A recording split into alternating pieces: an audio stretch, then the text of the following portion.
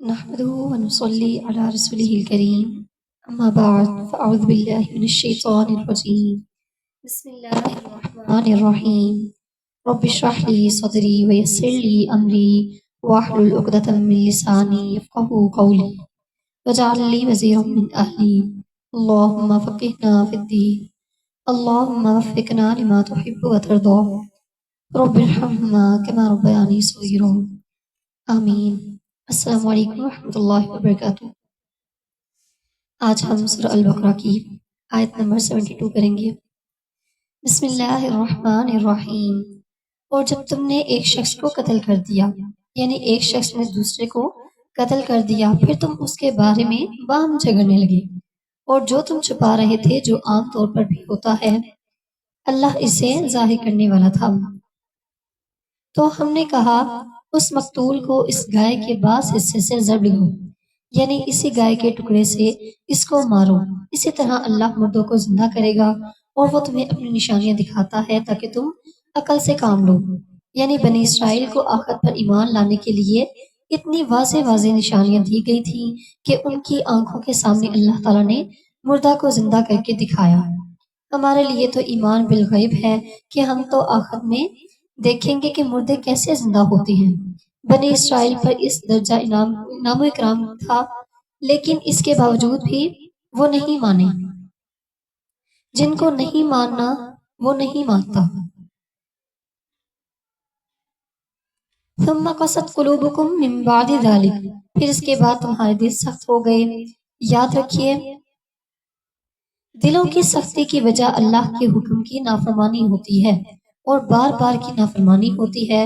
جب انسان ایک دفعہ نافرمانی کرتا ہے تو انسان کو پریشانی ہوتی ہے، پھر جب دوبارہ غلط کام کرتا ہے تو کم پریشانی ہوتی ہے، تیسری چوتھی بار کرتا ہے تو پریشانی ختم ہو جاتی ہے۔ پھر انسان اس گناہ پر مزے لینے لگتا ہے۔ پھر ایک وقت آتا ہے کہ انسان کے اندر سے اس گناہ ہونے کا احساس بھی مٹ جاتا ہے۔ استغفر اللہ۔ یہ دلوں کے مردہ ہونے کی علامت ہے، مریض ہونے کی۔ انسان کا دل اس طرح پھر سخت ہو جاتا ہے، پھر دل مریض ہو جاتا ہے، اور جب دل مریض ہو جاتا ہے تو انسان کو ہدایت نہیں ملتی۔ پھر کوئی اس کو لاکھ سمجھائے، قرآن مجید کی بڑی بڑی آیات پڑھ جائے، قرآن اس کے حلق سے نیچے نہیں اترتا، اس کے دل میں نہیں جاتا، اور اس کا عمل تبدیل نہیں ہوتا۔ اس لیے اس بات سے ڈرتے رہنا چاہیے کہ اللہ تعالیٰ کی نافرمانیاں زہر قاتل کی طرح ہیں، جو انسان کے لیے ہلاکت کا باعث ہے۔ بنی اسرائیل نے جب اللہ کی بات نہیں مانی یا اس میں بہت تعویلیں کی تو پھر کیا ہوا؟ تو ان کے دل سخت ہو گئے، گویا وہ پتھر کی طرح یا اس سے بھی زیادہ سخت۔ وَإِنَّ مِنَ الْحِجَارَةِ لَمَا يَتَفَجَّرُ مِنْهُ الْأَنْهَارُ، اور بے شک بعض پتھر تو وہ ہیں کہ ان میں سے نہریں پھوٹ نکلتی ہیں۔ کبھی آپ نے کسی پہاڑ کے راستے یا کسی اور جگہ پر دیکھا ہے جہاں سے چشمے نکل رہے ہوتے ہیں؟ یوں لگتا ہے جیسے کہ ہماری آنکھوں کی طرح زمین کے آنسو ہیں، کہ جیسے ہم روتے ہیں تو کیا ہوتا ہے، جھڑکیاں لگ جاتی ہیں، چھوٹے چھوٹے سوراخوں سے آنسو نکلتے ہیں۔ اسی طرح اگر آپ چشمے کے نکلنے کے مقام کو پہنچے کہ کہاں سے نکل رہا ہے، تو اس کے نکلنے کا جو مقام ہوتا ہے وہ بہت چھوٹا سا ہوتا ہے۔ تو جیسے زمین بھی اللہ کے خوف سے رو رہی ہو، کچھ لوگ ایسے ہوتے ہیں ان کے سامنے اللہ کی بات کی جائے تو وہ رونے لگتے ہیں، ان کی کھالیں نرم پڑ جاتی ہیں اور ان کے آنسو بہنے لگتے ہیں۔ قرآن ان کے دلوں پر اثر کرتا ہے۔ وَإِنَّ مِنْهَا لَمَا يَشَّقَّقُ فَيَخْرُجُ مِنْهُ الْمَاءُ، اور بے شک ان میں سے کچھ ایسے ہوتے ہیں کہ جب وہ پھٹ پڑتے ہیں تو ان میں سے پانی نکل آتا ہے۔ یعنی کچھ لوگ بظاہر ایسے لگتے ہیں جیسے بہت سٹف بورن ہوں، اور ان پر کوئی بات اثر نہیں کرے گی، اور وہ غلط چیزوں میں پڑے ہوئے ہیں، اور ان کے دل بھی سخت ہوتے ہیں۔ لیکن پھر ایسا وقت آتا ہے کہ اللہ کی بات ان کے اندر اس طرح جاتی ہے کہ جیسے زلزلے سے بعض اوقات بڑے بڑے پتھر ٹوٹ جاتے ہیں اور نیچے سے پانی کی نہریں نکل آتی ہیں، تو ایسے لوگوں کے اندر خیر کا پوٹینشل ہوتا ہے، وہ اندر دریا ہوتے ہیں، لیکن اوپر جہالت کی، غفلت کی، دنیا کی محبت کی ایک دیوار آئی ہوتی ہے۔ لیکن جب قرآن سے ان کا سامنا ہوتا ہے تو ان کی ذات میں کریکس آ جاتی ہیں، اور وہ اندر کی خیر پھوٹ کر باہر نکل آتی ہے، اور بڑے پیمانے پر دوسروں کو بھی سیراب کرتی ہے۔ سبحان اللہ۔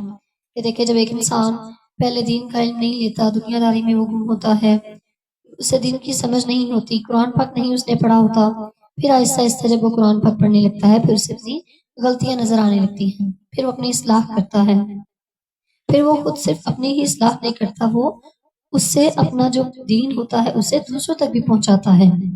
لینڈ سلائڈنگ ہوتی ہے، یعنی کچھ لوگ ایسے ہوتے ہیں جو ایک عرصے نافرمانی کی زندگی بسر کر رہے ہوتے ہیں، پھر ایک وقت آتا ہے کہ اللہ کی آیات ان کے دل پر اثر کرتی ہیں اور وہ اللہ کے سامنے گر پڑتے ہیں اور اللہ کے سامنے عاجزی کا اظہار کرتے ہیں اور روتے ہیں اور اپنی پچھلی زندگی کے گناہوں کی معافی مانگتے ہیں، اور پھر وہ اللہ کے راستے پر چل پڑتے ہیں۔ وَمَا اللَّهُ بِغَافِلٍ عَمَّا تَعْمَلُونَ، اور اللہ اس سے غافل نہیں ہے جو بھی تم عمل کرتے ہو۔ لیکن کچھ لوگ ایسے ہوتے ہیں جو بنی اسرائیل کی طرح ہیں کہ جن پر اللہ کی آیات اثر نہیں کرتی۔ آپ نے دیکھا ہوگا کہ جو لوگ بھی قرآن پڑھتے ہیں، مثلا تعلیم القرآن کورس کرتے ہیں، ان میں کے تینوں قسم کے لوگ پائے جاتے ہیں۔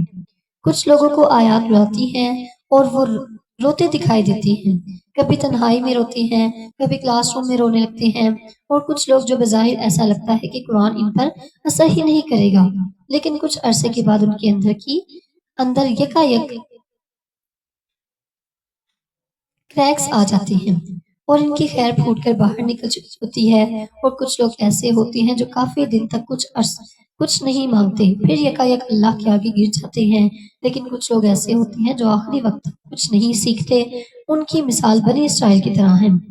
پھر لوگ کہتے ہیں کہ قرآن پڑھ کر لوگ ایسا کرتے ہیں، اس میں قرآن کا قصور نہیں ہے، اس میں لوگوں کا قصور ہے کہ ان کے دل کس طرح ہیں اور وہ اسے کس طرح لے رہے ہیں۔ تو مسلمانوں سے کہا جا رہا ہے اَفَتَطْمَعُونَ أَن يُؤْمِنُوا لَكُمْ، کیا بھلا تم امید رکھتے ہو کہ یہ تمہاری بات مان لیں گے؟ ایسے سنگ دل لوگ تمہاری بات نہیں مانیں گے، تمہاری بات مان جائیں گے، دین ان کی زندگی میں داخل ہو جائے گا۔ وَقَدْ كَانَ فَرِيقٌ مِّنْهُمْ يَسْمَعُونَ كَلَامَ اللَّهِ، حالانکہ ان میں سے ایک فریق کے لوگ اللہ کا کلام یعنی تورات سنتے ہیں، ثُمَّ يُحَرِّفُونَهُ مِن بَعْدِ مَا عَقَلُوهُ، پھر اس کو سمجھ لینے کے بعد وہ اس میں تحریف کر دیتی ہیں، تبدیلی کر دی، یعنی وہ خود کو نہیں بدلتے، اللہ کے کلام کو بدل دیتی ہیں۔ وَهُمْ يَعْلَمُونَ، حالانکہ وہ جانتے ہیں اللہ کے حکم کو اس طرح نہیں لیتے جس طرح وہ ہے، اس کے اندر تعویلیں کرتے رہتے ہیں اور اس کو من مانے مطلب پہناتے رہتے ہیں، اور یہ سمجھتے ہیں کہ ہم قرآن پر عمل کر رہے ہیں، حالانکہ اس چیز کا قرآن سے دور پار کوئی واسطہ نہیں ہوتا۔ وَإِذَا لَقُوا الَّذِينَ آمَنُوا قَالُوا آمَنَّا، اور جب وہ ان لوگوں سے ملتے ہیں جو ایمان لائے تو کہتے ہیں کہ ہم بھی ایمان لے آئے ہیں، اور یہ اصل ان میں منافق ہیں۔ اہل کتاب کے اندر منافقت بھر گئی تھی، حالانکہ وہ بظاہر مسلم قوم تھی۔ تو یہ جتنی بھی باتیں کی جا رہی ہیں یہ دراصل تیسرے گروہ سے متعلق ہیں، منافقین سے متعلق ہیں۔ منافقت جو ہوتی ہے وہ کفار میں نہیں ہوتی، منافقت کس میں ہوتی ہے؟ جو بظاہر سو کال مسلمان ہوتی ہیں، اپنے آپ کو بڑا مسلمان ظاہر کرتے ہیں، لیکن نہ دل مسلمان ہوتے ہیں، نہ زبان مسلمان ہوتی ہے، نہ عمل میں کوئی اسلام نظر آتا ہے۔ تو ایسے لوگ ڈبل سٹینڈرڈ رکھتے ہیں، نیک لوگوں میں جائیں گے تو ویسے بن جائیں گے، جب دنیا والوں میں جائیں گے تو ویسے بن جائیں گے۔ انہیں کی نفسیات یہاں بتائی جا رہی ہیں، اور جب آپس میں ایک دوسرے کے ساتھ اکیلے ہوتے ہیں تو کہتے ہیں کہ تم ان کو وہ باتیں بتا رہے ہو جو اللہ نے تم پر کھولی ہیں، تاکہ اس کے بارے میں تمہارے رب کے پاس تم سے حجت کریں۔ کیا پھر تم عقل سے کام نہیں لیتے؟ کیا بھلا یہ لوگ نہیں جانتے کہ بے شک اللہ جانتا ہے جو وہ چھپاتے ہیں اور جو وہ ظاہر کرتے ہیں؟ اور ان میں سے بعض ان پڑھ ہیں، یعنی کچھ لوگ تو کتاب پڑھتے پڑھاتے ہیں، کچھ جانتے بوجھتے علم والے ہیں اور وہ تحریف کرتے ہیں، حجت بازیاں کر رہے ہیں، اور دوسرے ان پڑھ لوگ ہیں جو کتاب کو نہیں جانتے، قرآن نہیں پڑھے ہوئے، یعنی کچھ لوگ قرآن پڑھ کر عمل نہیں کرتے اور کچھ قرآن پڑھے بغیر بے عمل ہیں، سوائے جھوٹی آرزوؤں کے، اور وہ صرف ظن سے کام لیتے ہیں۔ تو ہلاکت ہے ان لوگوں کے لیے جو اپنے ہاتھوں سے کتاب لکھتے ہیں، یعنی اپنے ہاتھوں سے کتاب کو لکھتے ہیں، یعنی ان پڑھ لوگ کیا کرتے ہیں؟ کچھ پڑھا نہیں، صرف اپنے بڑوں کی باتیں سن کر جو انہیں نجات کے سستے نسخے دے رہے ہیں ان پر یقین رکھتے ہیں، دنیا میں مست ہیں، یعنی خوب حلال اور حرام طریقے سے دنیا کما رہے ہیں، اور اپنی آخرت بنانے کے لیے بزرگوں اور درویشوں اور فقیروں کو دے دیتے ہیں تاکہ وہ ان کی آخرت میں ان کو چھڑانے کے کام آئیں۔ یا پھر ایسے علماء کی بات کی جا رہی ہے جو اللہ کی کتاب میں تبدیلی کرتے ہیں، جو دین کا حلیہ بدل دیتے ہیں، جو دین کے نام پر لوگوں کو جھوٹی کہانیاں سنا کر ان کو مطمئن کیے ہوئے ہیں، جو آخرت سے ڈراتے نہیں، ان کو فکر نہیں دلاتے۔ ایسے اسکالرز کیا کرتے ہیں؟ پھر کہتے ہیں کہ یہ اللہ کی طرف سے ہے تاکہ اس کے بدلے تھوڑی سی قیمت لے لیں، یعنی من گھڑت دین پھیلاتے ہیں تاکہ اس کے معاوضہ میں تھوڑا سا فائدہ حاصل کر لیں، کیونکہ حق بتائیں گے تو لوگ خلاف ہو جائیں گے، اگر لوگوں کو حرام کمانے سے روکیں گے تو لوگ خلاف ہو جائیں گے، لہٰذا ان کے حرام و حلال کرنے کے لیے اپنے پاس سے دین گھڑ رہے ہیں۔ بس ہلاکت ہے ان لوگوں کے لیے، ان کے لیے کہ اس چیز کی وجہ سے جو ان کے ہاتھوں نے لکھی، اور ہلاکت ہے ان کے لیے کہ اس کی وجہ سے جو وہ کمائی کر رہے ہیں۔ اور وہ کہتے ہیں کہ ہمیں دوزخ کی آگ ہرگز نہ چھوئے گی مگر گنتی کے چند ہی دن، کہہ دیجئے۔ پھر ان کے ایک اور غلط عقیدے کی تردید کی جا رہی ہے۔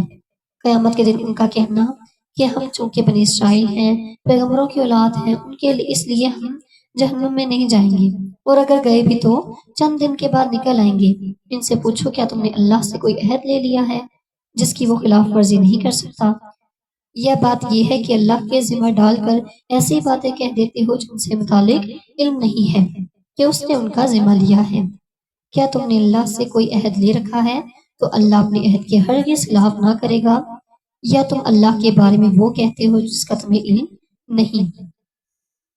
ہاں، جس نے برائی کمائی اور اس کی خطاؤں نے اسے گھیر لیا تو یہی لوگ ایسے ہیں اور اس میں ہمیشہ رہیں گے، اور جو لوگ ایمان لائے اور نیک کام کریں وہی جنت والے ہیں اور اس میں ہمیشہ رہنے والے ہیں۔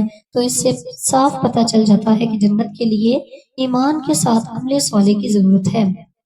پھر فرمایا وَإِذْ أَخَذْنَا مِيثَاقَ بَنِي إِسْرَائِيلَ لَا تَعْبُدُونَ إِلَّا اللَّهَ، اور جب ہم نے بنی اسرائیل سے پختہ عہد لیا کہ اللہ کے سوا کسی کی عبادت نہ کرنا، یعنی بنی اسرائیل سے یہ وعدہ لیا، اور آج ہمارے لیے بھی یہی تعلیمات ہیں۔ ماں باپ کے ساتھ اچھا سلوک کرنا، اللہ کی عبادت کے بعد سب سے بڑی نیکی کیا ہے؟ ماں باپ کے ساتھ حسن سلوک، اچھے رشتہ داروں کے ساتھ یتیموں اور مسکینوں کے ساتھ حسن سلوک کرنا، وَقُولُوا لِلنَّاسِ حُسْنًا، اور لوگوں سے اچھی باتیں کہنا۔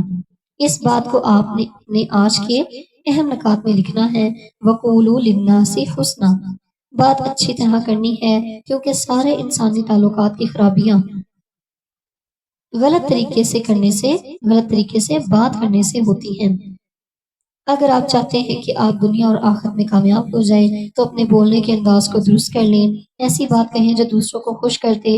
اچھا، اب میں آپ سے یہ کہوں گی کہ ہر کوئی ایک دفعہ اپنے دائیں اور ایک دفعہ اپنے بائیں دوسرے سے کوئی اچھی بات کہے جس سے اس کا دل خوش ہو جائے۔ بعض اوقات ہم اپنی طرف سے بڑی اچھی بات کہہ رہے ہوتے ہیں لیکن دوسرے کو زہر لگتی ہے، پتھر کی طرح پڑتی ہے۔ اس لیے صرف یہ نہ دیکھیں کہ ہم کیا کہہ رہے ہیں، بلکہ یہ بھی دیکھیں کہ دوسرے کو کیسی لگ رہی ہے۔ اچھی بات، سچی بات، فائدے کی بات، اور اس کا امپیکٹ بھی کیا ہے؟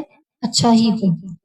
جو بات آپ کر رہے ہیں چاہے وہ کتنی بھی اچھی ہو، کتنی بھی سچی ہو، اس کا امپیکٹ کیسا ہو؟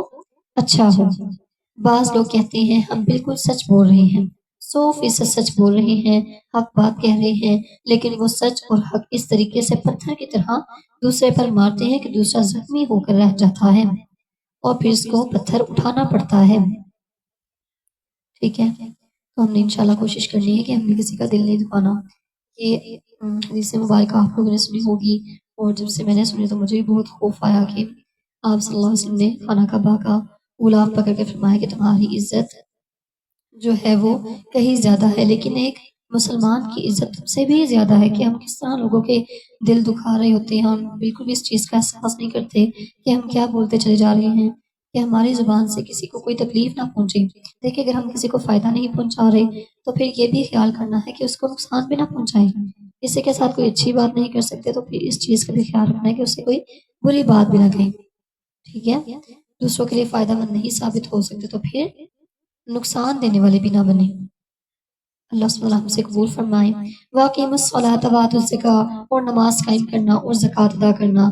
اب آپ دیکھیے، نماز اور زکوٰۃ بھی بعد میں ہیں، اور اچھی بات پہلے ہے ثم تولیتم الا قلیلا منکم وانتم معرضون، تو تھوڑے لوگوں کے سوا تم اس عہد سے پھر گئے اور تم ہو ہی اعراض کرنے والے۔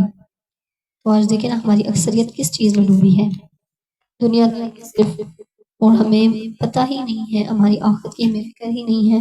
اللہ سبحانہ وتعالیٰ ہم سے مقبول عمل کروائے، ایسی عبادات کروائے جو اللہ سبحانہ وتعالیٰ کی بارگاہ میں قبول کی جائے۔ اللہ تعالیٰ ہمیں صحیح معنوں میں دین پر چلنے والا، دین پر عمل کرنے والا بنائے، آمین۔ وآخر دعوانا ان الحمد للہ رب العالمین۔ السلام علیکم ورحمۃ اللہ وبرکاتہ۔